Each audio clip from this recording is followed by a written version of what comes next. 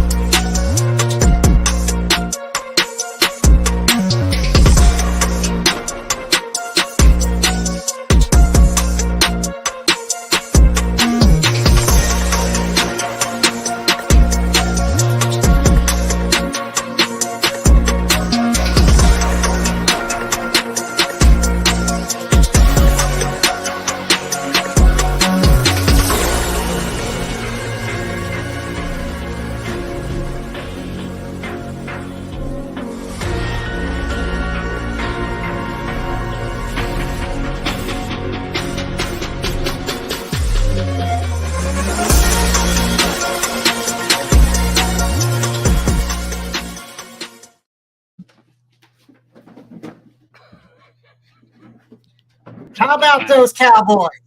I'm telling you, it's just like that. We all came back and we're here. And you know what? If you didn't feel the energy yesterday, if you didn't get to see the game, then here, sit down, enjoy a little bit of time with us. Ty's popping in. We got the guys up on top. Again, how about those Cowboys? The Niners, I'm going to calm down just a little bit. The Niners put up 42 points, 42 to 10. This is one of the biggest wins the Niners have had against the Cowboys. We've had a lot of good wins, but this is one of the highest scoring we've ever had. Back in 1980, the Cowboys, they scored 59 against us. It's 59 to 14. We weren't happy. The following season, we come back firing. We scored 45 points, and they scored 14. And then from there, we went back and forth. There's been some battles. I'm not going to bore you with all the NFC Championship games, all the playoff games. We've already had shows to talk about that.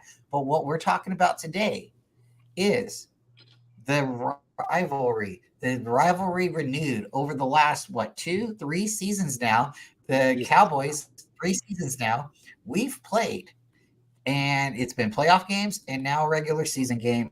And this one, we showed up. And I don't know if they didn't show up or if them being real true contenders is legitimate, or are they frauds? We're not going to nitpick and name point and do that, but we are definitely going to say, how about those Cowboys? I really am tickled, guys. How are you guys doing today? I got electricity coming through me. I had the day off, so I've been pumped for this show all day. Let's start with Ty. We'll jump up to David, go to Aaron, and then we'll get into this. Thank you, everybody in the chat, for coming through. Appreciate you all. If you haven't liked or subscribed to our channels, the links are in the description. The 4 of us rotate, and we really do. We try to give you guys a good show every Monday. We have a lot of fun doing it. So, Ty, go ahead. How about that game last night, huh? What a game! It was the statement game we wanted to see, right? We were all confident that we'd win. We thought it'd be a little battle here and there, but we pull it out. But they came out and made a statement, which is a totally different thing, and we're all excited about it. So, with the history of this thing and everything between the two teams, that was a game to smile about. So feeling good. Feeling real good. Big D. David, I mean, we were kind of streaming the game yesterday. If you guys don't know about Corey Davis has started streaming games, and it's a lot of fun. There's a lot of energy. You got time, swing through, listen to us for a little bit. We cut it up. But David, your thoughts on the game? I know me and you could probably go back and forth a lot longer. We always have something to say, but what do you think? Well, they aren't who we thought they were. I was expecting a good game. Dak Prescott has, some things going on. We're in his head. He's not happy about getting sent home the last 2 years. Now, him and Micah Parsons need to go see Dr. Fell. Yep.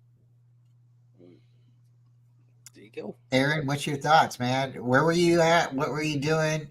Who were you with? What were you eating?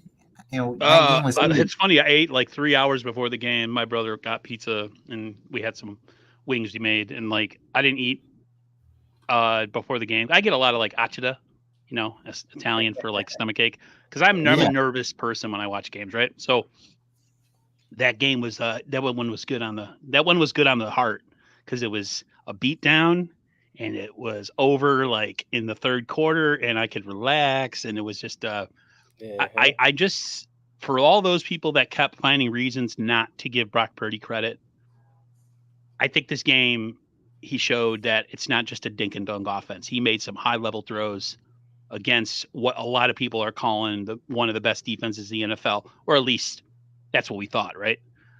They have played some basement dwellers, so I felt really good about it. I hope we are not peaking too early, because we got a long season to go. It was very, very. It was just wow. I think this is probably one of the most complete Niner games I've seen in the Kyle Shanahan, John Lynch era, of just dominant on both sides of the ball. So I was very happy. Giving everybody the love in the chat. Appreciate you coming through, Tony, Randy, Johnny Chisari. If you guys haven't ever talked to Johnny Chisari, he's a very knowledgeable football fan, member of the Niners, a faithful, true 100%. Jumps in a lot of other people's chats, and we really appreciate it. Got a Wolf sighting, Steve-O sighting, Damian Lee, thank you. So, okay, guys, check this out. The Niners played the Cowboys. It was a beatdown, 10-42. They had the ball for 23 minutes, the Cowboys did. The Niners had it for 37 minutes. That's huge, right? That's 40 minutes almost, right? There's only 60 minutes if you don't go into overtime. First downs, Cowboys had 8 first downs. So I'm going to complain. I think the defense needs to get better. The Niners defense needs to slow that down. Our offense had 25 first downs. That's Aaron, is that you? Right? So let's go into the total. Right? Right? I'm like, come on now. This is unacceptable here as well. The Niners total yards was 421 yards. Dallas, the Niners defense put up 197 yards. The defense needs to tighten up. This is not acceptable. Passing yards, 196 yards too much. Yeah, exactly. Thank you for making my point. Passing yards, 140, right? Niners put up 251. Rushing yards, I'm okay with the rushing yards. 57. The defense can let the team have 57 yards. That's okay. In my opinion, that's actually really good. The Niners put 170 rushing yards up. It was nice to see a little difference in this game from last game. CMC was very dominant as well, but we also got a little bit of change of pace. We had Jordan Mason sighting, but we really dominated in the passing yards. This again 251 in passing yards. So for the total return yards, this is where I like it. 78 yards for Dallas. They obviously got the ball a lot because we were scoring. So we only put up 39 return yards, and that's okay. Our special teams basically caught it. There was one or two times Ray broke out, but it wasn't much. Their penalties. This is something that we really have to clean up. They had 6 penalties. We had 6 penalties. Now the penalty sometimes is one of those underlying things. It's one of those things you have to look at and you say, okay, well they give up 6 penalty yards, but 6 for 70 yards or 6 for 60 yards, or the other yards were 5 yards. So sometimes when you have that really big penalty and they get a whole lot of yards at the end of it, that's when you're like, that's a backbreaker, and that it doesn't really matter at the end of the game how many penalties you have. If you're giving up these big yardage penalties, that there's no winning in that game. So we jump down real quick. Total plays, 49 plays for the Cowboys. That's kind of funny. They came to play the 49ers and got 49 plays. And we put 67 plays out there. And I think we kind of started slowing down. We also ran the ball. And, we did run the ball, but we ran the clock. We really ran the clock. We chewed up the clock. We held the ball for a very long time. And the next thing you know, there's not much time on the clock after that. The yards per play, They had 4 yards average, and we had about 6.3. The turnovers, that was another big difference. Four turnovers. The Cowboys give up 4, and the Niners give up 1. So, guys, what's your thoughts? Did Sam Area get enough playing time? We're going to start with Aaron. I'm so mad that he didn't get at least another half quarter of playing time. No, it was like I said, it was a very, very well played. Everybody did great. Like, it was just a very complete win. I didn't expect it to be as one-sided as it was going to be. I expected this to be either a shootout or a defensive game where, the last score in the fourth quarter, wins the game. The reason I say that is because, the Niners have owned them, right, over the past, a couple of years in the playoffs. So, like, I thought Dallas was going to come in a little bit more motivated, because if you talk to some of the Niner players, they were not laissez-faire, but they were like, whatever about it, except Charvarius Ward. It was like, well, they're mad because they've lost, and we're not mad. We're cool, and I was like, ooh, bulletin board material. Didn't matter. Reason it didn't matter is because the Niners are the more mentally strong team with the mentally strong quarterback. Brock is unfazed, and Dak is the epitome of a guy that when the pressure becomes too much, he cracks. In a lot of ways, he reminds me of Jimmy. As far as, like, they put some good stuff out there, they put some good film out there, they could put up some good stats, and it's like, ooh, whatever, right? But if you break it down and you watch him in a game that matters, usually the true player comes out. And with Dak, anytime you need a big game from Dak, he's gonna shoot himself in the foot. To me, I just look at it as this, and then I'll move on. Keep putting up wins, keep getting that win total up, because if you do have a misstep or a couple games where we drop a couple, you've got a lot of wins in the win column. That's what you do. You put yourself in a position that if you have a slip up, you're good. So 5-0 is a great start. I expect them to be 6-0 by the end of Sunday evening next week. I think the Browns are talented, but I think the Niners are better. So this is a great start. We get Randy Gregory's coming. So I'm a really happy guy.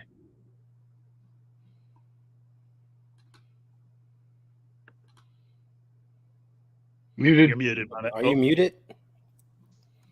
I am muted. Sometimes if you guys ever hear the background noise, I do have a little 3-year-old. She's almost 3. She likes to scream a lot, so I mute. That's an awesome point, Ryan. Randy Gregory is going to be a good addition to our team. David, what do you got? I'm seriously looking forward to Randy Gregory joining our squad. 6'5", he's got the length. He's 242. He's actually known for kind of for a speed rush. He's got moves. I think he's going to fit in our system very well. But we're gonna see coming up. It's only his first game though, so we got to give him a couple games to get going. But yeah, we got the Browns coming up. The Cowboys game. I'd say, can you do better? But we allowed 10 points. I mean, if we shut them out, that would be perfect. But it is what it is. But I seriously did. What did I say during the pick'em shot? I think I said 23-20 is what I had the score being. Yeah, close. But my mind was telling me 31-17, and it ended up being 42-10. So the two Cowboys fans I work with, that they walk in, they're looking at me. I'm like, "How about them Cowboys?" They're like, "Yeah, we suck." I can't wait till Wednesday because I have a guy I went to high school with who's a Cowboys fan at work. I'm just gonna walk past him. I'm not gonna say nothing. I'm just gonna stare at him. All right, Ty, before I give it to you real quick, I want to just break something down real quick. Jordan Mason had 10 attempts for 69 yards. He had 6.9 yards average. He had a touchdown and a long run for 26 yards. And Christian, we know Christian's a beast, right? But 19 attempts, 51 yards, 2.7. He had a long run for 8, and he did get a touchdown. Then we had some other people, Debo, Ty Davians Price, and Sam Darnold had a kneel down. So With that being said, you kind of see how everything's going with our offense.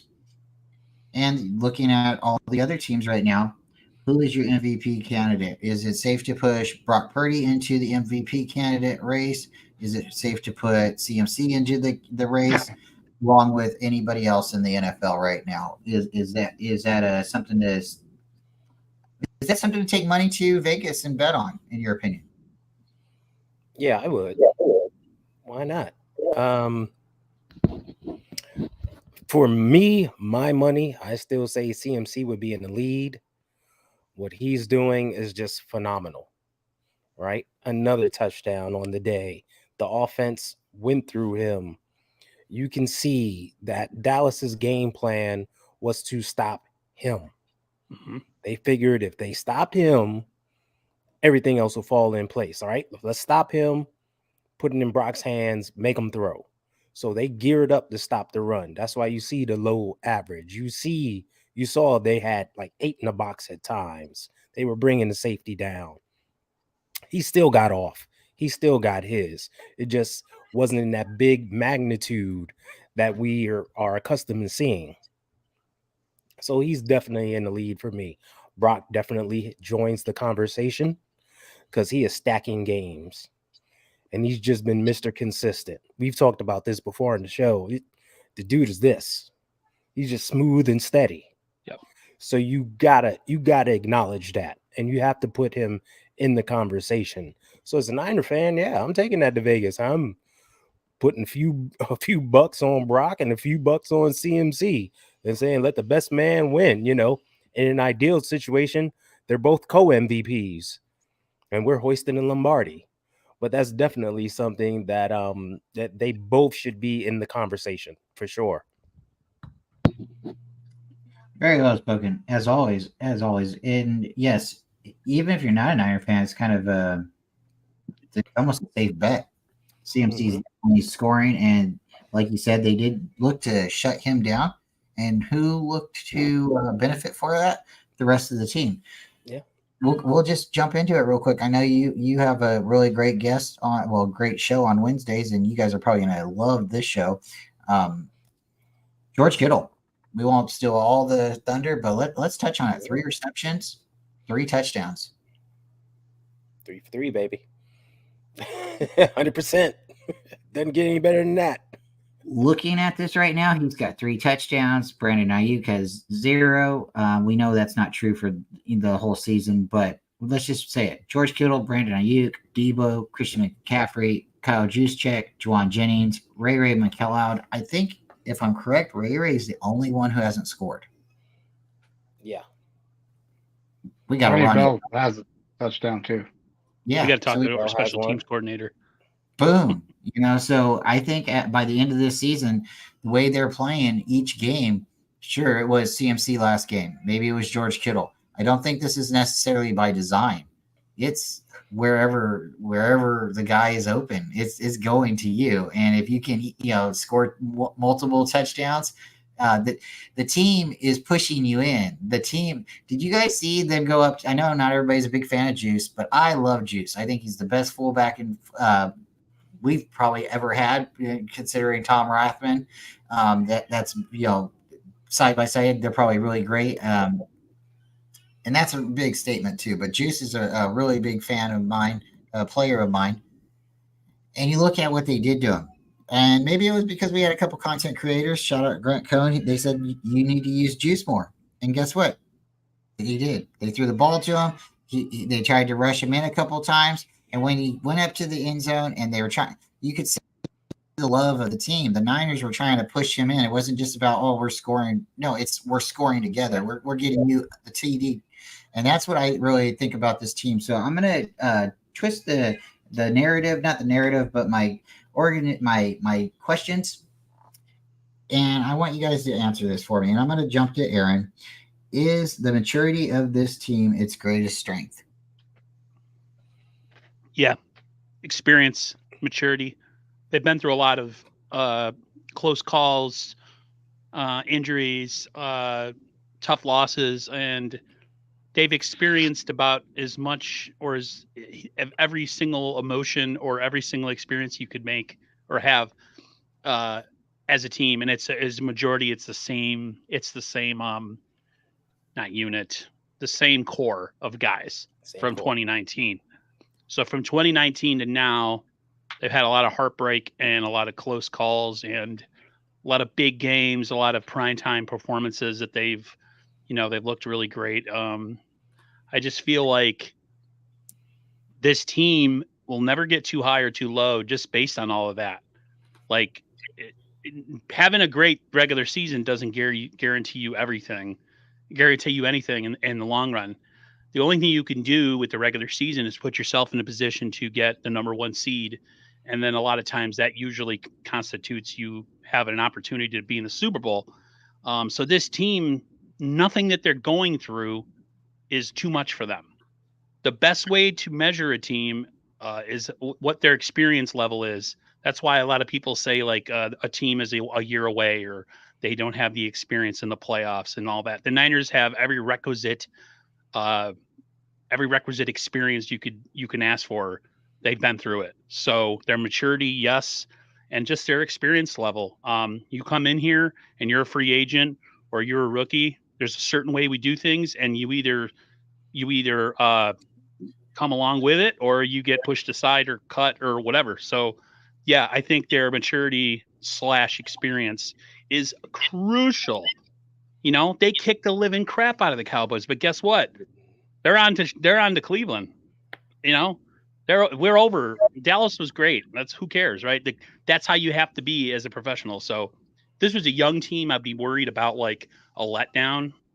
I don't even know. I think that Cleveland, I would love to go to the game actually, but yeah, I think it matters. BC. I really appreciate that because that's like, oh my gosh, it's not the same mentality I have, but it's a lot of the similar thoughts. It's like, and I would even argue maybe 2017, some of the same players have kind of been here for the most part, but yeah, 2019, we've had this core of guys. People want to slander them. They want to say the Cabo clique or whatever, but you know what? I'll say it. I'm ick of hearing that. I'm very sick of hearing that. I like players enjoying to come to work together. I like working with people that like being in the same work area that I am. And yes, sometimes people have to leave. They have to go to different places to earn more money, or they find a better job, or you see there's opportunities sometimes to better yourself, or maybe something's happening. Maybe you find love and you need to move to a different city, whatever, right? But this core of players have been together for a very long time. They have won, they have lost, and they have gotten very close to winning it all. And I think because they've gotten very close to winning it all and lost it twice, they know what it feels like. And they want to know what it feels like to be a winner. And I think they believe in themselves. And again, like you said, taking it one game at a time. Mr. David McMiner, what's your thoughts on same question? Is the maturity of this team its greatest strength? I believe it is. Because, at this point, the last 4 games I've said we're not in mid-season form yet. We're not playing our best football. And then we come in here, we don't only punch them in the mouth, we give them a haymaker. We throw them out of the ring onto a table. It got bad for Dallas, but defense looks like they're hitting their stride, and it's all about composure. Keeping your composure, knowing that, as you go, the team's going to gel. That has a lot to do with how mature our team is. And we do still have young players all over the place. We're always drafting and mixing in guys. But here they come into a team that already has the maturity and the experience, and they learn from their elders and move on, get better. That's all you can do. I'm actually looking forward to Cleveland this next week. I believe in a show months ago after the schedule came out, I picked this game as a potential loss. Interesting. I'm so close too. Yeah. I could actually go to that game. but I have no one to go with, and I didn't get tickets, so I'm not. Hey, I'm gonna just jump right in here, Bryant, if you don't Mr. mind. Ty Austin. Yeah, because I agree with you Do it, guys do it, do totally. it. And I think the same way. That is the maturity of the team, the maturation of these players that sets them apart. You know, we all like to talk about that magical 2019 season, but when you think about that core, they were just young pups, right? Bosa was a rookie. I believe Fred was in his first year, second year. I mean, his second year. Armstead was like in his third year. Debo was a rookie. Ayuk wasn't even on the team. He got drafted the next year. So you see how all these guys were like super young and just getting there. Kittle was in like his second or third year then. So they're all super young, right? Now they've gone through some seasoning and they've been close a couple of times. But during all that, they've matured to now they know what it takes to get there. And they know that winning a regular season game isn't the goal. Simply making the playoffs is not the goal. Winning the division is not the goal. Getting to the NFC Championship is not the goal. Getting to the Super Bowl and winning it is the goal. Yep. That's it. That's the mindset. And if you look at them playing for one another, doing all the little things it takes to win, shows you how mature they are in that. You saw Chicago last week win their first game. They're popping champagne, celebrating like, you know, they won the Super Bowl. And I get it. It's been over a year since they won. Yeah, but you see the different mindsets, right? You see how different things are. We just won a big primetime game and everyone's at this podium like, yeah, this is great. Just, you know, we came out, did our thing, and now we're on to Cleveland. That's it. So the maturity of these players and this team and everything they've gone through absolutely plays a role in their continued win streak here as they go forward.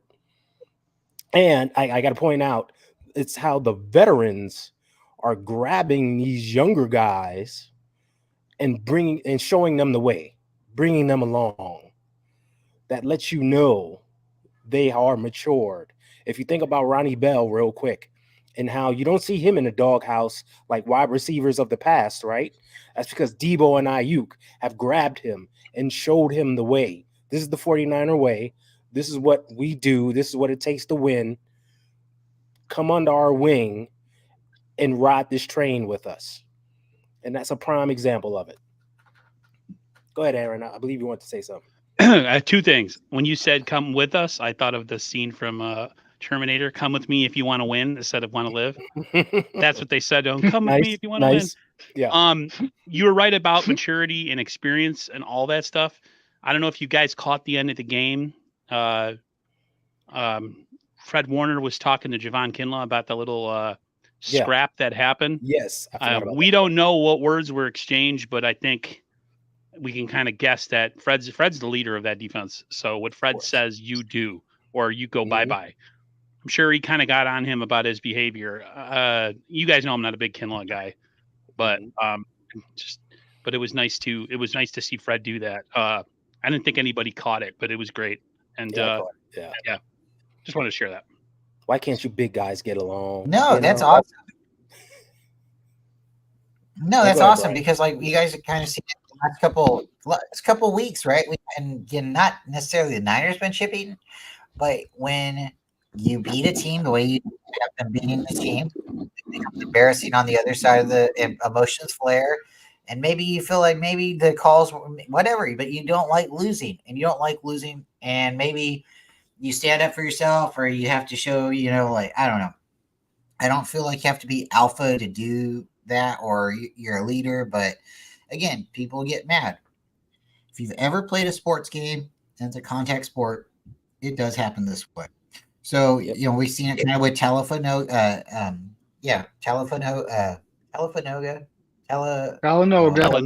Hufanga. Talanoa. I'm so sorry, guys. And okay. We seen him last week with him, and again, George Kittle. Shout out to George Kittle coming up. Breaking up it. There was another Niner staff that came up, broke up the fight, and was like, "Hey, we need you guys. We need you for next game." So the other player, he didn't like it. Obviously, it is what it is. But if anybody's ever talked to Talanoa, they've always said the guy's a professional. He doesn't talk like that, so maybe whatever was, I don't know. I wasn't on the field, but I know that the Niners are trying to be chippy. It's been happening in the stands, and we need to slow that down. The fans need to calm down. Either slow down, or you're drinking, tailgating, whatever you want to say, but it's a game. So let's stop fighting in the stands. So let's go to our next little question here, guys. We'll start again with Aaron. Is the D getting better? You can have a hard pause, a soft pause. It's up to you. But hard, soft, whatever. Is the defense getting better, Aaron? And the reason I'm asking this question is we've seen what happened with Pittsburgh. We've seen what happened with the Rams. The Rams, it was a different game, really different game, right? And then, we go ahead and we play again. We play the Giants, different game there. We play the Cardinals. We kind of took the Cardinals a little bit more legitimately. We didn't just pass over them because of what they had done to the Cowboys. So now the defense has a great game against the Cowboys. We had a great game with the defense, 3 turnovers. Are we going to take a step back because we think we're a super team now? Or again, is the defense now, has it evolved, 5 games into the season? Your thoughts. I notice when the Niners start hot on offense and come out, and then the defense gets to have one of those little really short drives where they force a 3 and out. For some reason, this defense is a momentum defense. I pick up on it when I watch games. If games start a certain way and they're able to come out with their ears pinned, especially if, say, they get up quickly, that's when the Niners are at their strongest. I think they showed themselves and us what they can look like at their peak. I still think they could get better at the pass rush game. I think they were okay. They were good yesterday, but I think they could get better because I was watching Philly early in the day, and I was just like, now that is a really, really, like, their defensive line is ridiculous, right? So yeah, you can always get better. But I think we kind of found a formula of how to play and the defense to play that kind of game. It'll be interesting with Cleveland because I don't know much about Cleveland. I know that they have a quarterback that can move around and scramble. So that's definitely something the Niners, they can't just rush the passer upfield and just break contain. They're going to have to rush with a little bit of discipline. Quick point of note, he is questionable for next week. Who's that? Deshaun Watson is questionable for next week. He may not. They already said he may not play. He's dealing with some type of shoulder injury. Well, maybe we'll get lucky and he doesn't play, and then we get that other guy. Which doesn't mean we should come in and just, I still want to see us bust ass. I think that you guys know I'm really kind of like stickler with the defense. I expect a lot, especially when you have Bosa and Hargrave and all these guys. But I do realize they have a new coordinator. It's a new season, new opponents. But they've played really well. They haven't played perfect, and I don't know if you ever can. But if this, with Randy Gregory coming in, man, I'd be interesting to see how he fits in on this depth chart. Does he become the starter just based on his resume as a player, or is Drake Jackson still the guy? It'll be interesting to see. I'm not. I saw some of his statistics. He's not got the biggest. He doesn't have the biggest stat line as far as sacks goes. So he's more of a pressure guy, which is fine, I guess. So we have Bosa on the other side, but it'll be interesting to see. I had something I was going to say to you guys before I started up. I totally forgot, but I'll remember. Oh, did you guys realize that what's his name got hurt yesterday? Aaron Banks. Aaron Banks. Yeah, Feliciano was playing. I just thought I wanted to let you guys know. But yeah, he has a bicep. He's listed as day to day, but I don't think we're gonna hear like in-depth news about it until tomorrow. Yeah, I think Wednesday. Really? Yeah, I think the defense could play better. Go ahead. Well, what I understand about the injury is an upper pectoral injury, not a lower. That's what they were understanding. If it been lower, they would have been, oh, that could have been more significant. So they are listing him as questionable day to day. They are expecting him to play because they're hoping it was just a strain. But that's what I understand too. Hey guys, real quick, if you guys, we don't have to sing happy birthday because that's not the group we are, but we can do it. But happy birthday to George Kittle. If you don't know, happy birthday, George. He's my favorite 85, at least at this time. There's been a lot of Niners that's wore 85 that's been really great, but George has got to be my favorite. So, okay, let's give David a new question. Looking ahead, who's the test for the 49ers?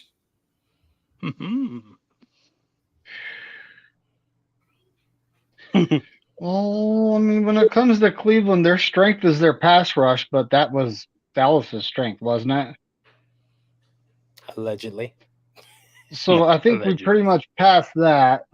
I mean, the Seahawks on Thanksgiving at Seattle. I think that's gonna be our next test right there. I'm not saying, oh, we're just gonna win our way up there because it's one game at a time. We do have to win all the games. We got the Bengals coming to town, right? Yep. Joe Burrow and Jamar Chase are starting to look like their old selves. Yep. So Ty's like, yeah, I don't know about that. we got to go to Jacksonville, but thank God they're not in the UK. So, I'll be at that game. Oh, will you? Oh, yeah. Which game? Buccaneers. Yeah, I don't. We do have a couple tests coming up, though. The Bengals, the Jags, they're not a terrible team. They're playing at home, but they're not playing in the UK. If we were playing them in the UK, I would really be worried because the Jags, for some reason, just went over there. You're going to make them an international team, kick them out of Jacksonville. It helps when you've been there for 2 weeks, too, though. When you play a team and you've been there for 2 weeks and the next team comes in, they haven't been there. Just saying, maybe advantage Jacksonville, but yeah, you guys know how I feel. Well, maybe you do. Maybe I think you all know. I think there's going to be an international team eventually that, expands out. I think London could have a team. Germany could possibly have a team. I think Brazil could possibly have a team. Maybe Mexico, but that's not Japan. I think could have a team, but that's all, it depends on how wild the NFL wants to get. They had their NFL Europe and that didn't really work. And I don't know how many of us here watch Canadian football. So that's again. Okay. So yeah, David, I agree with you that looking forward, maybe the Seahawks, maybe the Eagles. Let's ask Aaron, then we'll give it to Ty on the same question. Who's the test for the 49ers moving forward? I think the only test, I think the Seattle Eagles trio of games is going to be the biggest test. But to me, the biggest test for this team is injuries. Can they avoid the big catastrophic injury to a big time player like a Bosa or a Warner or someone on offense? That has always been their kind of thing with this since John and Kyle took over. Like the injury thing has always been kind of like the bugaboo.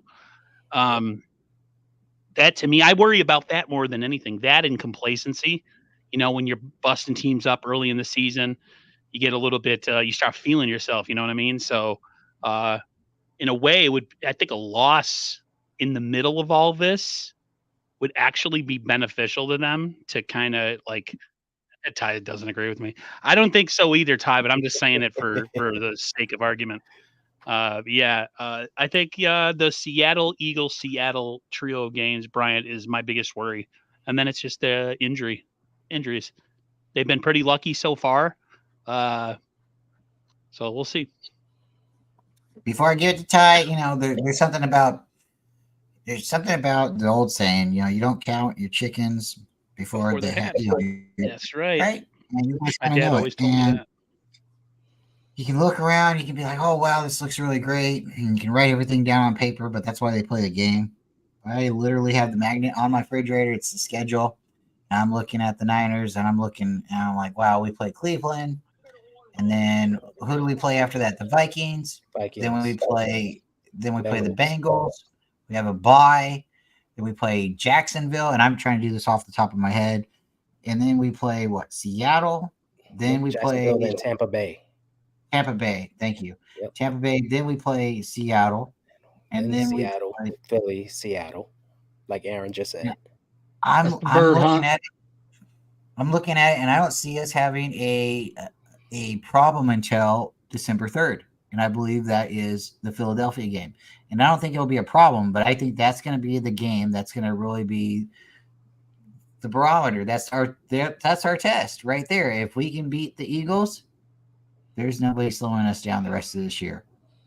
I thought the Steelers were going to beat us. I didn't pick them in my weekly pick'ems. I don't like saying the Niners are going to lose. I think it's a bad omen. But I also thought the Ravens were going to be a really hard team for us, and that's my thoughts. 15-2, it was going to be the Steelers and the Ravens. So we've already gotten past that. I don't like being wrong, but I don't want to be right either. If we go all the way, I don't have a problem with it. I don't think this team has a issue where we have to lose a game to get right or to snap back. I think this team has the maturity level, the confidence in themselves, and they already know what it feels like to lose. So I think the start of this year, every game that the Niners have played, they played as a playoff game. And I think they started it out because they know if they get the number 1 seed, where is it from there? You get the number 1 seed and you lose at home, everybody can see that, and that's not what we want to see or what we want to happen. So Ty, again, let's give it to you again. Is D? What was the question? Look who ahead is next, because I got we mixed everything up. But look ahead, who is a test? And I probably stole all your thunder there, maybe, but I'm sure you can No. make some magic. I agree with you on some points. For me, the test for the 49ers, looking ahead, are the 49ers.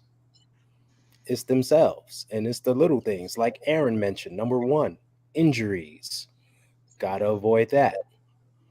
Number 2, they got to avoid the games where they shoot themselves in the foot, either by stupid penalties or just not playing 49ers football. Defensively blowing assignments, offensively guys having drops and things like that. We've seen those games where they just shoot themselves in the foot and wind up losing a game, and you're like, how the hell did they lose that, right? That's the only thing I can see. I agree with you. We just talked about it. Their maturity, their thought process, where they know where they want to go and they know what they got to do to get there, that sets them apart. And you can see week in and week out what they want to do and how they're working toward that. That's why I shook my head no when Aaron said, they're going to be complacent. They haven't been complacent for, 14 straight games now? Because they know what that goal is and what they want. It's like the light at the end of the tunnel. They can see it. They know it's there, and they know what they got to do to get there.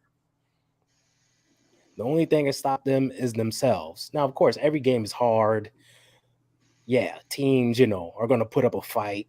I'm not going to say they're just going to roll over, but I truly believe that the only thing that can stop them is themselves. That's why all preseason and still to this day, I kept saying my season prediction is 20-0. Sometimes like I'm not joking. I ain't budging. 20-0. Because you can see everybody, Arizona, it's a trap game. Took care of business there. Dallas, this the big bad Cowboys. It's a rivalry. Took care of business there. We're on to Cleveland. We're going to take care of business. It's just what they do. So, I believe as long as health, it doesn't pop up, and they play 49ers football consistently throughout, they'll be fine. I just want one thing to happen. I want Kyle to say when we're about to be after we have what is it? We have to play Cincinnati. I just want him to say the Belichick. We're on to Cincinnati. So what'd you think about it? We're on to Cincinnati? That's all I want to hear Kyle say.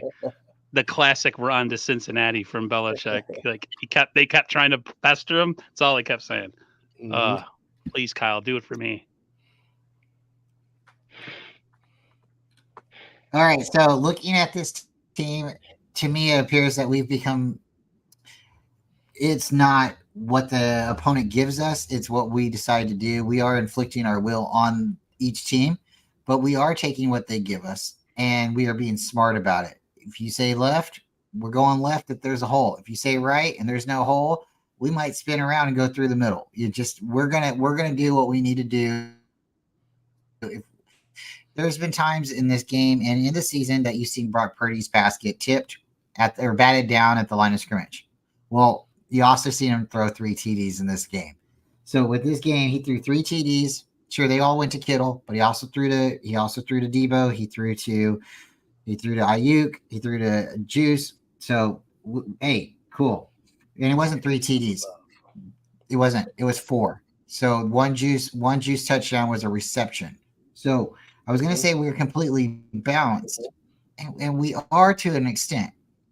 We had 4 passing touchdowns.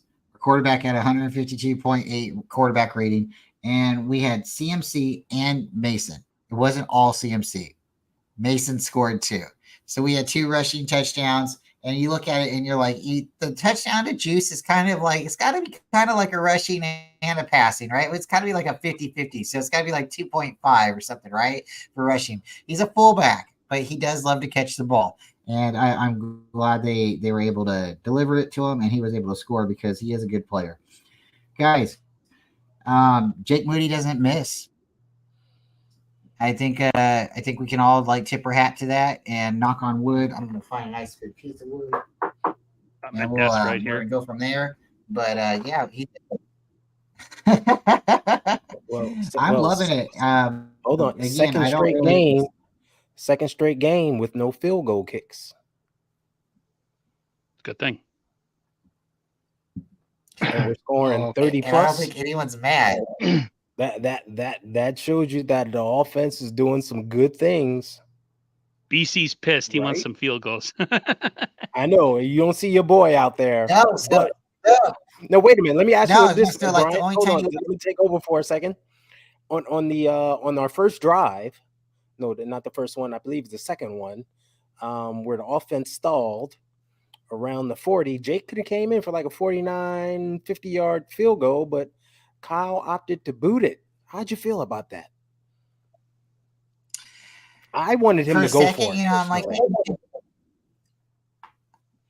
I want them to have the confidence in him to go for it, but I don't want them to put themselves into a position where they didn't necessarily need to.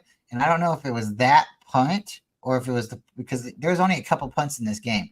But there was the punt where the Cowboys, we pinned him back there. I think it was Ronnie Bell who jumped up in the air and caught it on the 5. Yeah, and from there, it was a fumble after that. Like the very next play was so that could just be. And I know we fumbled after that, but we're not talking about that. But CMC, I mean, like, hey, today this game he did fumble. It worked out for him last game. He was able to roll into a touchdown, because he was still on top of a guy. Pause. But this time when he was on top of a guy, pause, the ball came out of his hands. So if you guys go back and watch it, right? He was on top. He had the ball, but because they didn't blow the whistle fast enough, or I don't know what you want to call it, because there's sometimes they call certain plays faster than they do other plays. And he was on top, and the guy underneath just ripped it out, and you could see it came loose. So that's football. Listen, defenders get paid too. And on that play, that defender, I forget who it was, he made a great play. He got low, he attacked it, nice form tackle, put his shoulder right into it, and stayed with the play all the way down. So kudos to him for that one play, because it was good for the Cowboys at the moment. We had to give him something. Yeah. Wonder what somebody had to make a play for him, right? Yeah. Well, I'm gonna be honest with you guys. I was disappointed when Kyle didn't go for that 59-yard field goal. Yeah, because it was like, okay, that's from the logo. That's Jake's range. He could nail that. That's what I was saying. I was like, we're gonna see a long field goal right here. You know, we were live. Their You know, offense that he didn't want to give him a short field. I mean, Yeah, I get Dallas that. has play. You know what I told my brother last night? I said Dallas with any other quarterback would be super dangerous. They have players, a lot of players all over the map. They just have an issue with the quarterback. You put a quarterback back there who is cerebral and doesn't get stressed out, and they got players, man. They're not bereft of talent, Dallas. This isn't like a talentless team. A lot of people like myself were really stressed for this game. They're like, ooh, they're going to go. The hyperbole is going to be huge if the Niners lose this game. Like, told you Brock Purdy was trash. You know what I mean? But it didn't happen. Yeah. So it was, whatever. Ted's even starting to come around, guys. You know, because sometimes we can have a lot of fun. Guys, you know, sometimes we can have a lot of fun. Sometimes we got to sing the song a little bit too early. You know, maybe when you have too much fun, you got to say goodbye a little too early. You know, if you don't know about Disney, you know, in the Mickey Mouse Clubhouse, that's one of my favorite jams. I tell you what, and you'll understand here in a second. But Jake Moody did not kick the ball out of bounds. He is my MVP of the game. David, let's go to you real quick. We'll go wild real quick. David, who's your MVP of the game?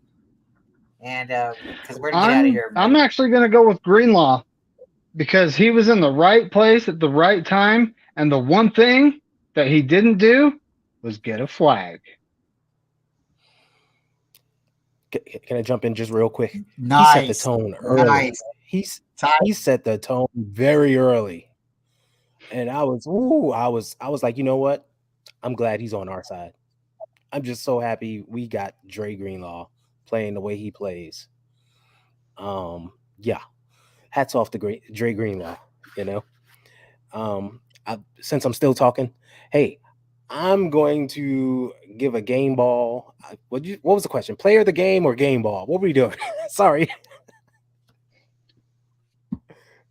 Let's hear it. I said MVP, but you can, we can have a lot of fun. We got a couple minutes. We're just going to end it within an hour. So go for it, Charlie. Yeah. MVP has to be Fred Warner. He was all over the place. I mean, come on. Yeah. You know, somebody I would just give a game ball to is Diamador Lenore. Dude was locked down. They didn't throw his way at all. And when they did throw his way, it was 2 interceptions. One was an overthrow because he was running side by side with the short guy. I forget his name. Doesn't matter. And then the other one was the tip that he passed, the PBU he broke up that Fred Warner caught. Like, he was locked down. He won't get any stats on the stat sheet for it except for the one PBU. But I thought a great game from him.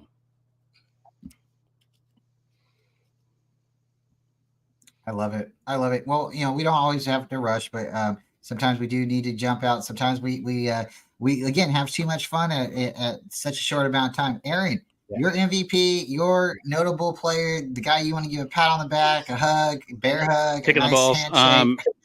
I wanted, for the sake of being different, I was gonna go different than Die, but Fred Warner, you have to, right? Sack, forced fumble, and an interception. You can't have a better game than that unless he scored a return touchdown, right? Right. Yeah. He is the best LB in the NFL. No questions.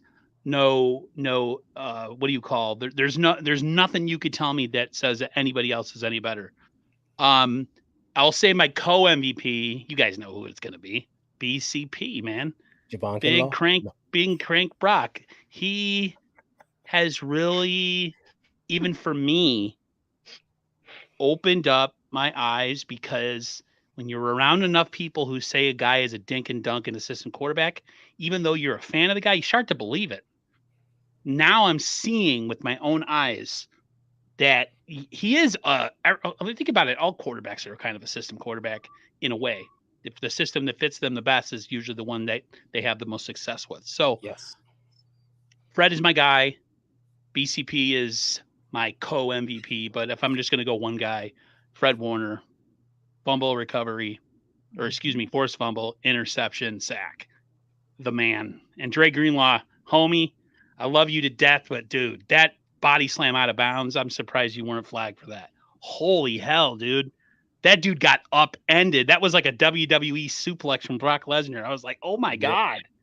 I would have took my helmet off and pads and be like, I'm out of here, dude. He just, my man card was completely ripped from me. Oh my goodness. But yeah. Well, guys, last thoughts. There's probably not. Wait, Brian, who you got at MVP? You didn't give us yours, buddy. Don't skip yourself. Brian's Well, like, I me. did kind of say, I did jokingly say, Moody because he didn't kick the ball out of the bounce, I mean, Yeah. but like you do have to say, George Kittle, he did a great job. Fred Warner, captain of the defense, really showed out there. Bosa really played well. I don't think there's enough, game balls to give around to everybody because I think the ultimate goal in their eyes is on that Lombardi Trophy. Guys, Indeed. please check us out. I'm going to plug everybody here real quick. And Aaron has a great channel. He's the biggest one out of all of us. He is the one who's been here the longest. And I tell you what, he's probably got every one of us started. So Aaron has a great channel. You check it out, 49ers First Takes. You probably are subscribed. If you aren't, you just go and check it out. Tell a 49er friend and it helps everybody. Gavin McNair is a good guy. He's got a lot of stuff going on in his channel. I believe he has a channel going tomorrow, a show. So you need to turn your notifications on and subscribe. He doesn't have as many subs, and we are building our subs together. Ty, same thing. Ty's got a great channel. He's played around a little bit, changed some names, but he's the same guy, right? And I tell you what, he does great interviews. He has a lot of good insight. And he also has a channel with another group of people, and they do stuff on Wednesdays. So please check them out. East Coast Red and Gold, and you can find them on Wednesdays about 5:00. And it's a great show. Please check them out. I'm just Bryant Culp. I do things with a lot of different people. You come find me. You can type my name in. If you need somebody sometime, or if you ever want to come on a show, just find me. I have notifications, emails, all those places you can find me. But guys, please like and subscribe to the channel. Tell a friend, and last thing I want to say, and I'm going to give it to everybody. How about those Cowboys? I can't get done saying it. I can't say it enough. You guys go for it. We need to get that as a soundbite. Yep. Go for it, David. Go 49ers and F the Lambs. There you go. Perfect. Yep. I start stealing that. Bang, bang, Niner gang. Let's go. I love it. All right, guys. Stay faithful. We'll see you next time.